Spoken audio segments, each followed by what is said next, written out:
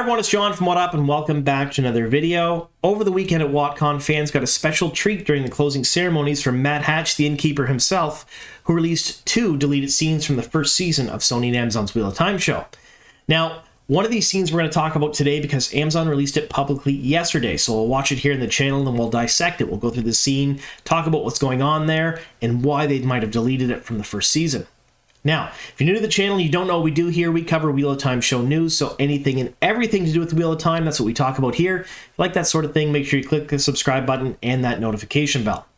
Now, the scene we're going to talk about today is the Egwene pool scene. It was used quite extensively in a lot of promotional material prior to the first season being released, and a lot of fans were very excited to see it because, let's face it, it has some iconic imagery in it.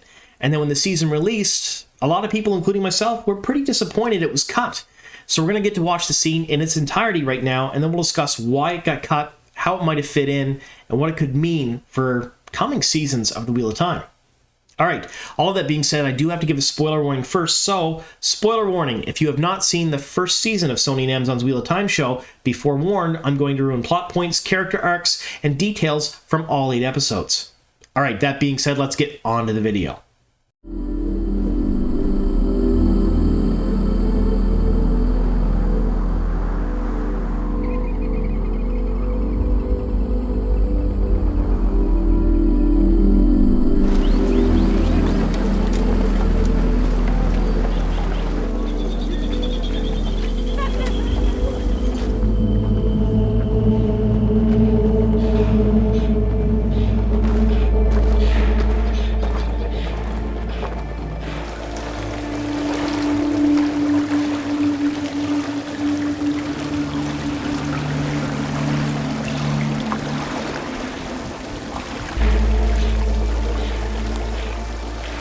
In this world, a woman must be all things.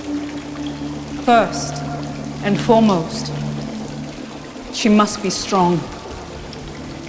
Strong as the trees that have stood in this valley for centuries. Wise as the earth itself. And willing to use that wisdom to do good.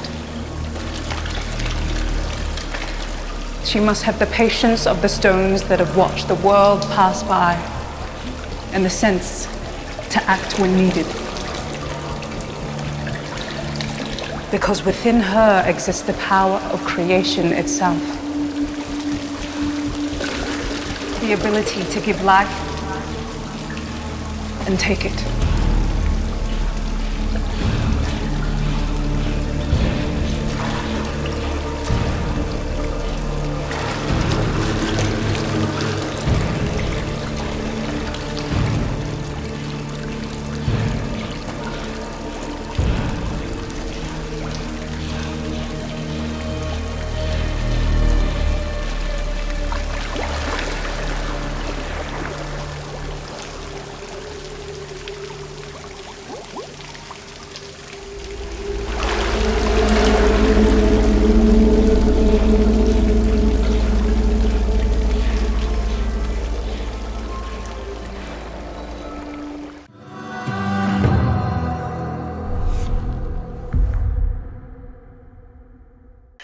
Now that's a visually stunning scene. So I'm going to bring the scene back up here in a minute, and then we're going to go through it. We'll talk about a couple of different spots in it that I believe mean different things. But wow. For those of you who don't know, this was used extensively in the promotional material for the first season, especially this image we're seeing right here, her coming up out of the pool. That's Egwene Alvear, played by Madeline Madden, covered in all of the dyes. And it's visually slick. It's really stunning to look at, and I think that's why they used it in a lot of the promotional material. So when the first episode released and we didn't get to see this, a lot of people, myself included, were a little bit bummed out. We were like, well, we saw these really cool scenes that led up to the release of the season, and none of them are there. And it happened not just with this scene, but they did that with a lot of the promotional material. A lot of it kind of ended up on the cutting room floor, and we didn't get to see it in the season. And Rafe Judkins has gone on record a number of times talking about scenes and different things that they filmed that never made it into the final cut of the show. So I'm kind of hoping at one point or another to get a director's cut or an extended cut of the first season, because it sounds like there's a whole lot there that didn't quite make it into the less than an hour runtime per episode. Yeah, so this particular scene, as iconic as it was, I kind of understand why it was cut. So we're going to go through it here right now. We'll talk about what certain things mean in it, because this thing is rife with foreshadowing, just like the books.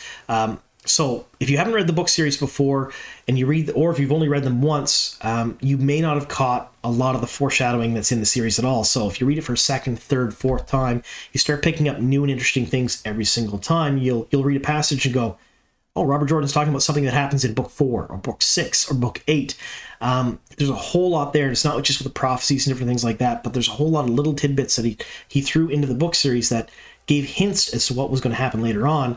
And the show did that too, although this particular scene really kind of hit you over the head with a hammer with it.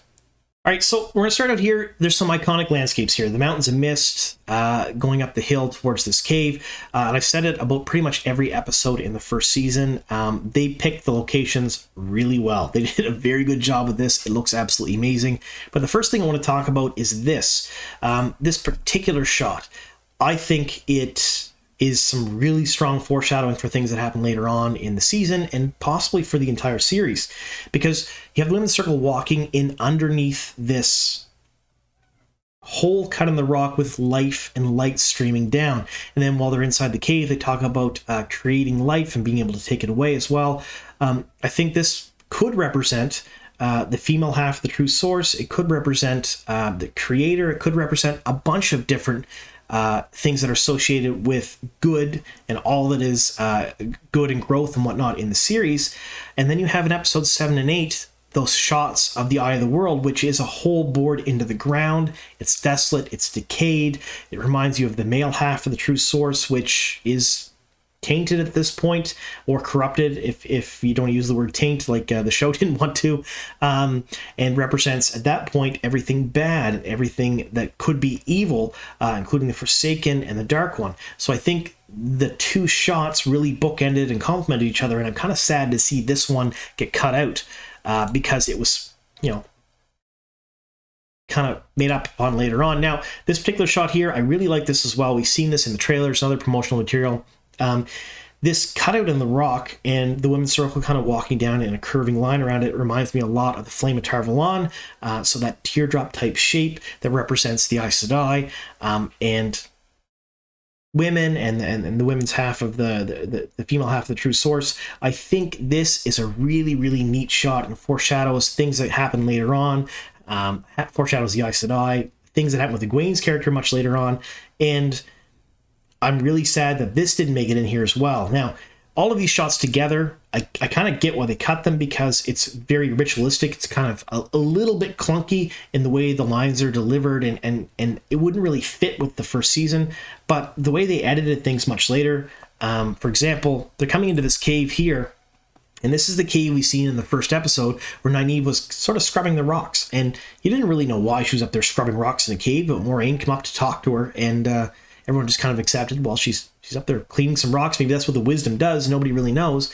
But she's scrubbing the rocks because the women's circle's there, and they're doing this initiation for Egwene, and they start pouring dye into the water. Now, as they're pouring the dye in, you're going to notice that there is a bunch of different colors of dye, and they seem to represent the 7 ashes of the White Tower. So there's, for example, Nynaeve is going to pour, and all the other women around the pool are going to pour different colors of dye in the water here. So you have Nynaeve pouring green in. Again, a lot of foreshadowing for the very first color that's poured in the pool. For those of you who read the book series and Egwene's character, green has a special meaning to her. And then you have blue poured in for the Blue Aja. You see red in the corner there. Next, you're going to see them pouring white dye in. And each of these dyes seems to sort of fit with one of the Ashes of the White Tower, foreshadowing that maybe Egwene has some sort of connection to it. And as they continue on with the ritual, she ducks down into the water and comes up. And I'm going to skip just ahead here just a little bit. After they've put all the dye in, she comes up out of the water and she's completely covered in all of the different colors.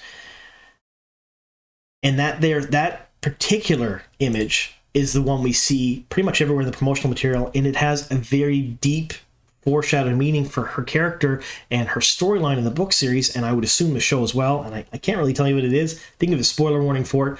But if you want I can maybe put it in the comments later on, bury it somewhere where we can talk about it in another episode. But this really foreshadows where she's going in the series, and I really liked it. I loved the fact that it was shown like this, even though we didn't get to see it in the show.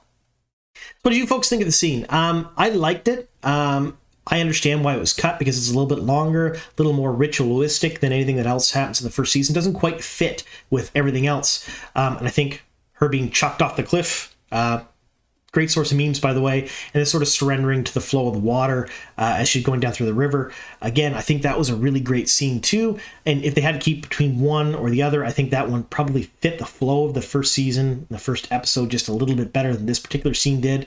Although if they kept everything in all together, maybe this would have fit better and it would have played out just a little bit better on the screen.